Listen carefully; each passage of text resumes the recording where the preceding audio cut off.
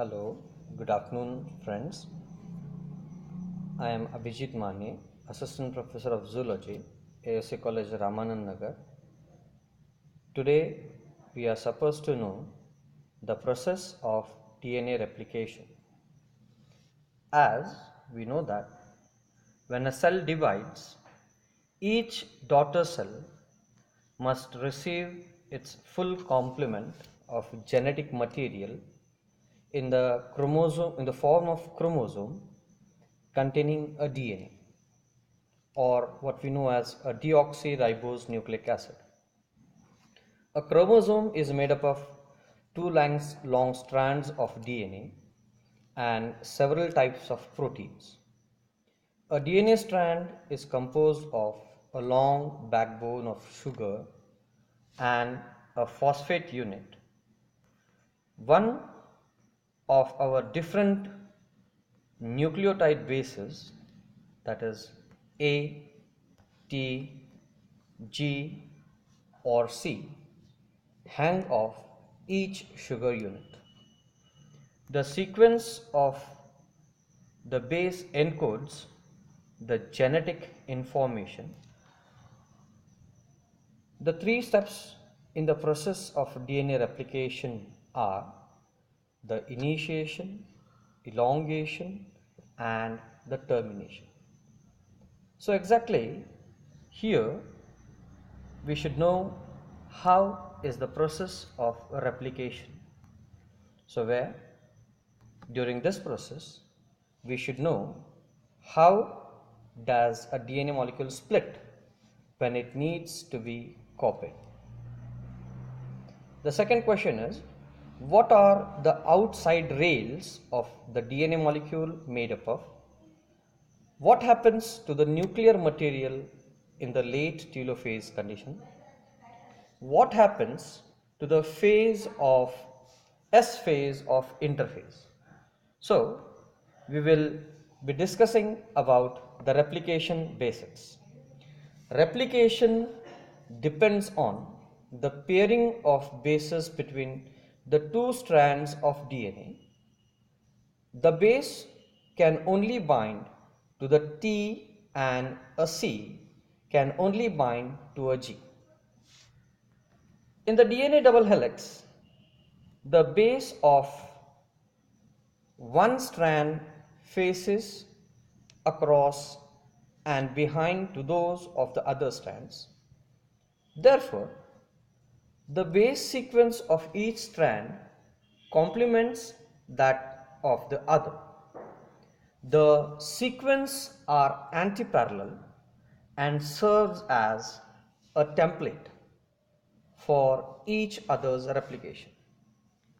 The two strands are labeled by the location of certain chemical bonds of the DNA backbone.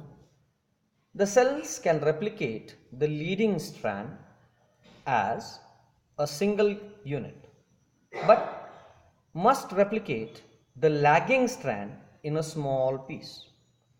So the next step during the DNA replication is the initiation. Replication begins at a location of the double helix known as ORIC, ORIC, to which certain initiator proteins bind and trigger unwinding. Enzymes known as helicase unwind the double helix by breaking the hydrogen bond between complementary base pairs, while other proteins keep the single strand from rejoining the topoisomerase proteins surrounding the unzipping strand and relax the twisting that might damage the unwinding DNA.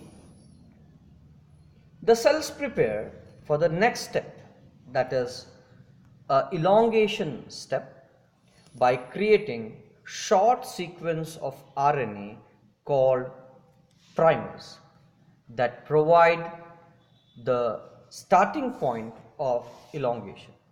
So with which the next step begins is the elongation. So with the primer as a starting protein for the leading strand, a new DNA strand grows on base at the time. The existing strand is a template for the new strand. For example, if the next base of the existing strand is an A, the new strand receives a T. The enzyme DNA polymerase controls elongation, which can occur only in the leading direction. The lagging strand unwinds in small sections that DNA polymerase replicates in the leading direction. The resulting small Okazaki fragment can contain 1000 to 2000 bases in bacteria. But eukaryotes, organisms having cells with nuclei, have fragments of only 100 to 200 bases. The fragments terminate in an RNA primer that is subsequently removed so that enzymes can stitch the fragments into elongating phase. Finally, the third step starts is the termination. So after a long completion, after the elongation is complete, two new double helices have replaced the original helices. During termination, the last primer sequence must be removed from the end of the lagging strand.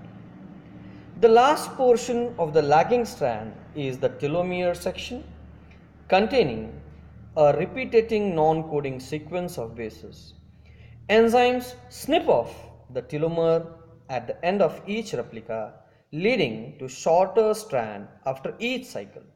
Finally, an enzyme called nucleases proofread the new double helix structure and remove mispaired bases. DNA polymerase then fills the gap and create by the exist bases. So this is how the DNA replication is carried off in a cell. Thank you.